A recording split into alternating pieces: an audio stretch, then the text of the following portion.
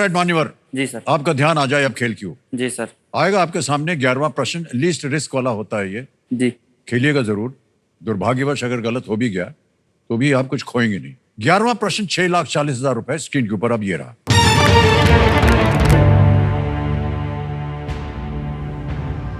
इनमें से किसने हड़प्पा की खुदाई पर काम किया था और बाद में भारतीय पुरातत्व सर्वेक्षण के महानिदेशक बने? दयाराम साहनी।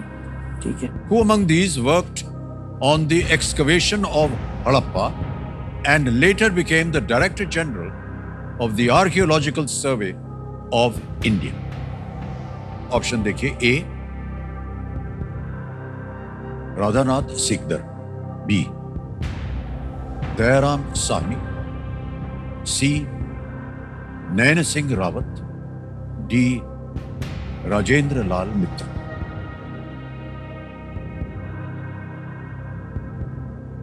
ये है प्रश्न। Option B. Option B Dayaram Sahni. Dayaram Sahni. जी सर। क्या करें? लॉक कर दीजिए सर। लॉक कर दिया जाए? जी सर। बहुत जल्दी चेहरे पे मुस्कान लाकर इन्होंने कह दिया है बी, इस पे ताला लगाया जाए। अरे मान्यवर, ये सही जीतना एकदम। वाह क्या बात। बहुत बहुत बधाई आपको निशान जी। धन्यवाद सर। दयाराम साहनी जो है वो 1920 के दशक में हड़प्पा की खुदाई में शामिल थे। जी सर। और वे 1931 से लेकर के 35 तक एएसआई के डायरेक्टर जनरल भी थे। जी सर। इतनी सारी जानकारी आपको कहां से मिल रही है? अच्छा, हमको पता चल गया कहां से। सर वो कुकून में से निकल रहा है। जी सर। है कि नहीं? मार देगा एकदम। मान्यवर बहुत बहुत बधाई। तो हम ऐसे ही मजाक कर रहे हैं, लेकिन सच में ये बहुत ही कठिन प्रश्न था। जी सर। और अब हमें धीरे धीरे यकीन हो रहा है कि अगली बार जब हम आपके साथ मिलेंगे ना, तो आपके पास एक गाड़ी होगी और गाड़ी के ऊपर एक लाल बिजली का लैंप लगा होगा। Thank you so much. Alright, 12वां प्रश्न आएगा। तीनों लाइफलाइन जीवित है। इसका मूल्य है 12,50,000 रुपए और वो प्रश्न आपके सामने अब ये रहा।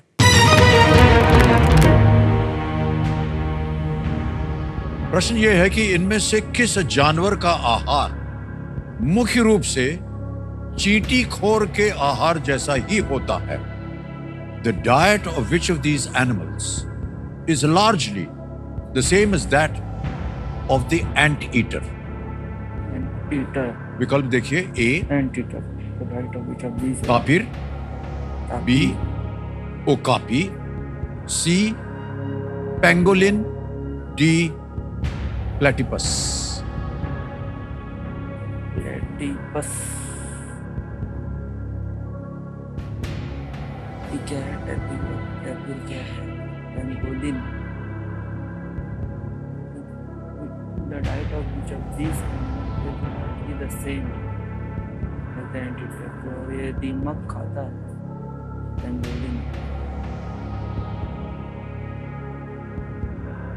सर मैं लाइफलाइन लेना चाहूंगा। लेंगे। आपके पास तीनों लाइफलाइन जीवित है। बहुत सोच समझ करके लाइफलाइन लीजिएगा। Audience poll. ऑडियंस पोल लेंगे? जी सर। ऑलराइट, ऑडियंस पोल लेना चाह रहे हैं, इसको अंकित कर दिया जाए। ऑडियंस बारी आ गई आपकी। And your time starts now.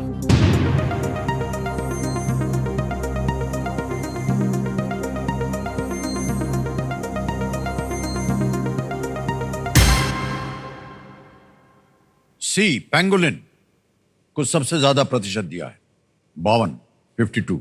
D को मिले हैं 33, ए और बी को मिले हैं 15 और 0। मुझे भी लग रहा था सर शायद पेंगोलिन हो सकता है। ओके। दीमक खाता है शायद, तब वो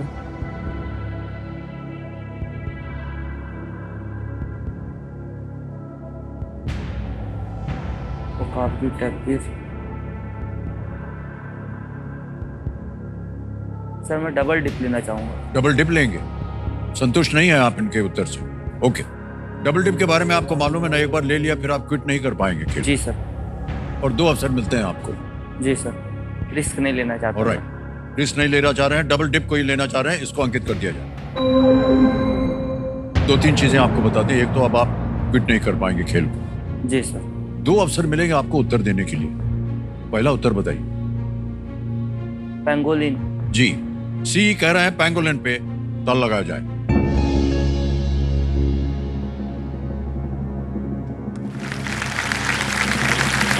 ताली क्यों बज रही है? ये सही निकला एकदम।